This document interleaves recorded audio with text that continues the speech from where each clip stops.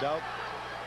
The fellow who's watching this match from the background, off to the side, you can't see him. He's off of television cameras, can't pick him up. Sergeant Slaughter, who is not only the trainer of Don Kernodle, but no doubt is his manager. And we're finally underway, Mike.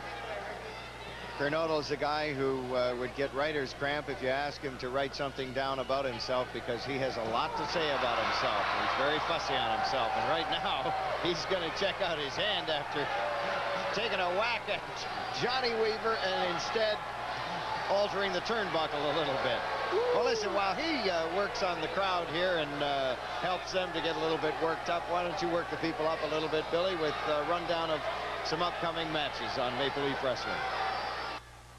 On Sunday afternoon, January the 8th at 1:30 p.m. in Toronto's Maple Leaf Gardens, promoter Jack Tunney kicks off the '84 wrestling season with another spectacular card.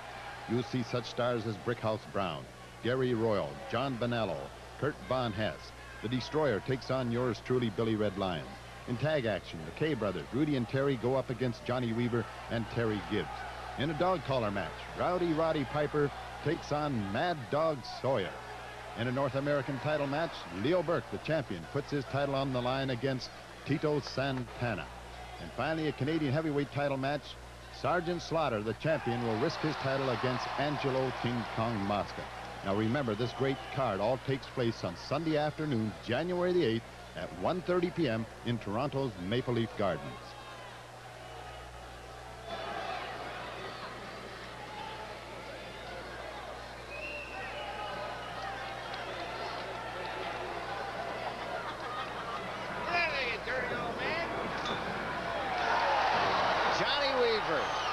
Thinking Man's wrestler, and Don Kernodle for the Canadian TV title. And Billy, I like that when the crowd was getting on Kernodle and he stepped outside the ring. Johnny Weaver had enough of walking around the center of the ring and waiting for the action to start. He just reached over and popped him one alongside the ear, and that really got his attention and brought him back into the ring.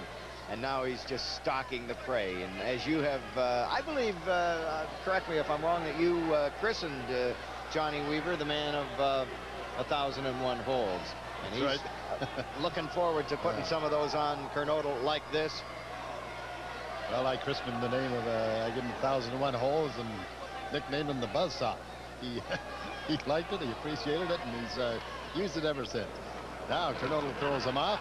I was going to say, earlier there, we saw Kernodle more or less stalling, you know, trying to upset Weaver. Stalling for time. He knows that this title's only on the line for 15 minutes. Weaver, though, he's in no hurry. 15 minutes is a long time. Johnny Weaver, complete control right now. Takes Kernodle by the hair. It looked like he was going to try and ram him into that turnbuckle. Decided to ram him into the mat and drops an elbow to the back of the neck of Don Kernodle, the TV champion. Now we want to point out to the fans once again that this the championship is on the line only for the first 15 minutes of the bout. Is that correct? That's right, Mike. There we saw Kernodle. He tried to use the same move on Weaver that Weaver had used on him earlier, and that one backfired. Johnny put on the brakes and stomped him right on the forehead. And Kernodle, no doubt, a few cobwebs in his head right now. The bells are ringing. Staggers to his feet. Johnny Weaver's right there. Oh, catches him with a hard right, and down goes Kernodle. And Terry Orson warns Weaver about using the fist. Weaver covers him, and just a 2 count, Mike. Well, Johnny Weaver's a man who knows that the rule book was invented so you could keep the game so there wouldn't be too many fatalities. But when the need calls for it, Johnny is he's not afraid to pull a little hair and give a guy a shot with a closed fist.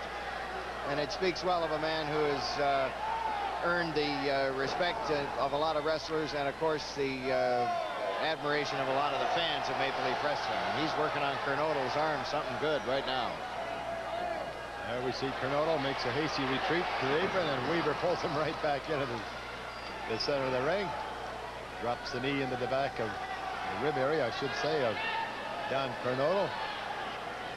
And right now, it's all Johnny Weaver. In fact, it has been almost all Weaver from the opening bell. 10 minutes There's the announcement, Mike, by Norm Kimber. There's 10 minutes remaining in the TV title. That is, there's a 15-minute limit.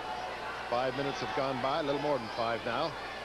So Johnny Weaver has, well, he's got a little less than 10 minutes to upset Kernodle if he can. And there he is. Kernodle went with that sleeper. However, Kernodle made it to the ropes, and he immediately scooted out. There you see him walking outside the ring. He wants to try and get his head back together. Well, he must have had a sixth sense about what was happening, because when Weaver gets the sleeper on him, it's just about money in the bank for Johnny, because it's a rare occurrence that somebody walks out of that.